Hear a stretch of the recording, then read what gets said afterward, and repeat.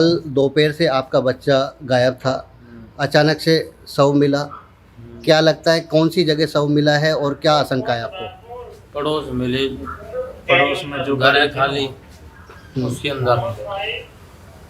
क्या लगता है आपको? अब सब किसी ने मारा है उसने। आपने पुलिस में मामला दर्ज कराया है? क्या मामला दर्ज कराया है? जो ये रिपोर्ट लिखवा दी, अभी कार्रवाई चल रही है। क्या रिपोर्ट दर्ज कराई है आपने? हम ऐसे कि जल्दी जल्दी मुजरिम पकड़ा जाए।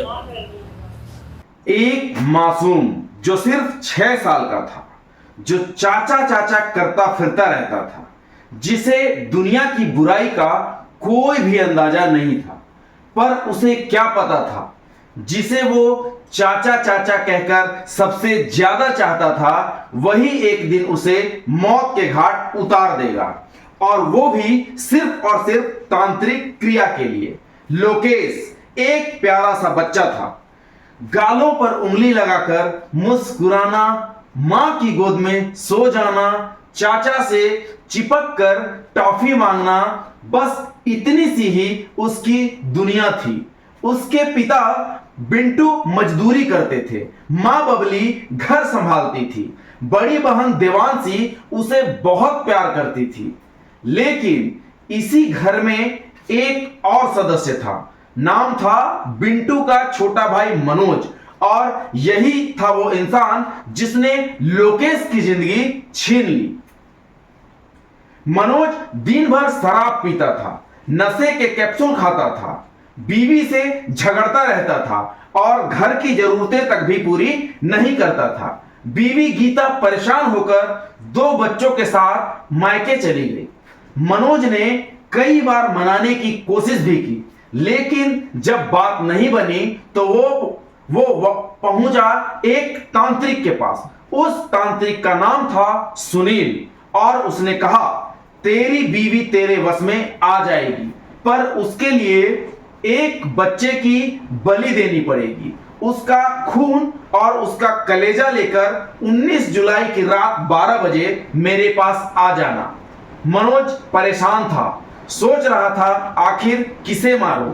फिर याद आया लोकेश, छोटा सा मासूम सा, जो उससे बहुत प्यार करता था, हमेशा चाचा चाचा करता रहता था। मनोज का दिल नहीं पसीजा, बल्कि उसने उसी को चुन लिया। 19 जुलाई की दोपहर मनोज ने लोकेश और उसकी बहन देवांशी को 200 रुपए दिए। बोला, जाओ दुकान से बीड़ी, कुरकुरे और चिप्स लेकर आओ। दोनों बच्चे चले गए, सामान लाए।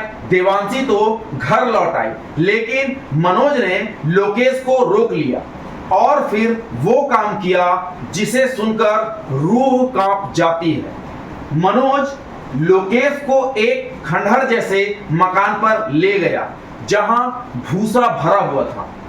वहीं उसने अपने भतीजे का गला दबा दिया, छोटे से शरीर से इंजेक्शन लगाकर खूब सारा खून निकालने की कोशिश भी की, और फिर उसे भूसे में दफना दिया।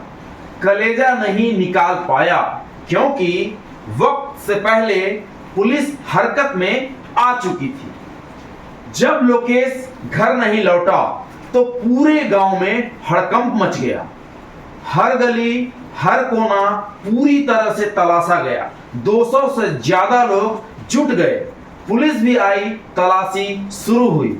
शाम होते होते खंडहर के भूसे के ढेर से लोकेश की लाश बरामद कर ली गई। गले पर निशान थे, सिर पर गहरी चोट के भी निशान मिले, और शरीर से खून निकाला हुआ पाया गया।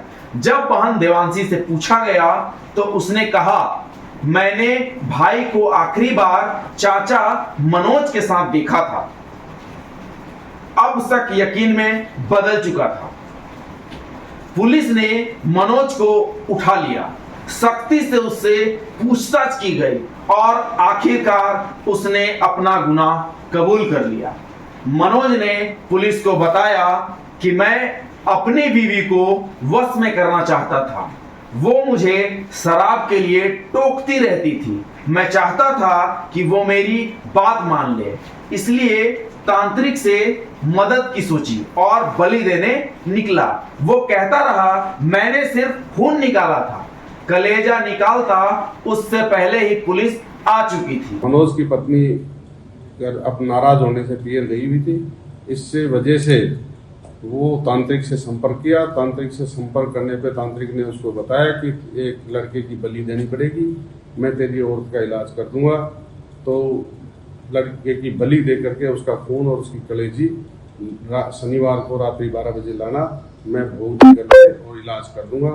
इसी प्रभाव में आकर के मनोज ने अपना भतीजा लोकेश का खून किया और उसके शरीर से चुभो करके इंजेक्शन से खून निकालने का प्रयास किया।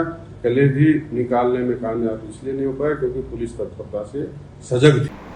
पुलिस अब तांत्रिक सुनील को भी तलाश कर रही है और पूछ रही है, किसी और मासूम की बलि तो नहीं ली गई है। लोकेश की मां बबली बेसुध है। पिता बिंटू बार बार यही कह रहे हैं, हमने अपने बेटे को खो दिया। और कल दोपहर से आपका बच्चा गायब था, अचानक से शव मिला। क्या लगता है कौन सी जगह शव मिला है और क्या आशंका है आपको? पड़ोस मिले, पड़ोस में जो घर है खाली उसके अंदर। क्या लगता है आपको? अब सब किसी ने मारा है उसने। आपने पुलिस में मामला दर्ज कराया है? क्या मामला दर्ज कराया है? जो ये रिपोर्ट लिखवा दी, अभी कार्रवाई चल रही है। क्या रिपोर्ट दर्ज कराई है आपने? हम ऐसे किया कि जल्दी जल्दी मुजरिम पकड़ा जाए। मामला क्या? ज्यादा ये बताया था, इस तरह से लिखवाया था, मतलब चोट के लगी उसको गायब कर दिया।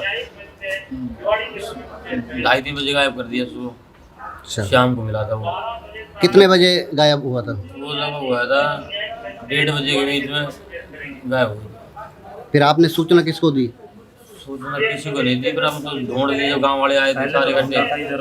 आपको कैसे पता लगा कि बच्चे का शव खंडर में पड़ा हुआ है? वो ऐसे पता कि जो सारा रिश्तेदार इकट्ठा होगा ना, जब गांव वाले सारे आ गए थे, तो सब बेड वगैरह चेक करो, सिंदूक वगैरह चेक करो, किसी ने डर के मार लखो लिया, किसी ने दबोच दिया, वो ऐसे करें। उसके अंदर सब सारा गांव इकट्ठा हो गए थे, 200-300 आदमी। जब उसने देखा तो जब उसमें हर चीज़ छानबीन करी, उसके अंदर मिला, उसके अंदर तोड़ी के अंदर अच्छा, दबा हुआ। उसके चोट वोट के निशान भी है? चोट के निशान है, यहाँ पे अच्छी भारी चोट की निशान है।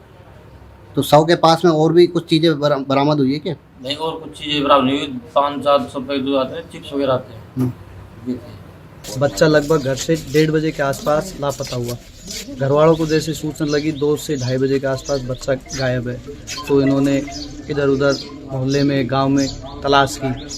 तलाश करने के बावजूद भी नहीं मिला, तो लगभग 5 से 7 बजे के आसपास FIR दर्ज करवाई गई। पुलिस को इन्फॉर्मेशन दी गई, पुलिस भी मौके पे पहुंची। लगभग 9, साढ़े 9 बजे पड़ोस में एक खंडर मकान है, वहाँ उस बच्चे की तोड़े के कमरे में डेड बॉडी प्राप्त हुई। कैसे पता लगा वहाँ पर? तलाशी के दौरान पूरा गांव तलाशी के माहौल में था, तो तलाशी के दौरान बच्चे वहाँ प्राप्त हुआ। उसके इस साइड में सिर में नुकीली जगह के चोट के निशान है, कुछ हाथ। वो भी उस इंसान के हाथों जिसे वो सबसे ज्यादा चाहता था। सोचिए, अगर समाज में ये अंधविश्वास, ये तंत्र मंत्र और शराब की लत यूं ही बनी रही, तो अगला लोकेश जाने कौन होगा? आपके घर का कोई बच्चा या आपके पड़ोस का कोई बच्चा। अब समय है आवाज उठाने का। इस वीडियो को ज्यादा से ज्यादा शेयर कीजिए ताकि हर कोई जान सके कि अंधविश्वास की कीमत क्या होती है और इंसानियत कब शर्मसार हो जाती है। मैं चंदन मिलूंगा अगली किसी कहानी में। तब तक याद रखिए, अंधविश्वास सबसे बड़ा अपराध है। बहुत बहुत धन्यवाद।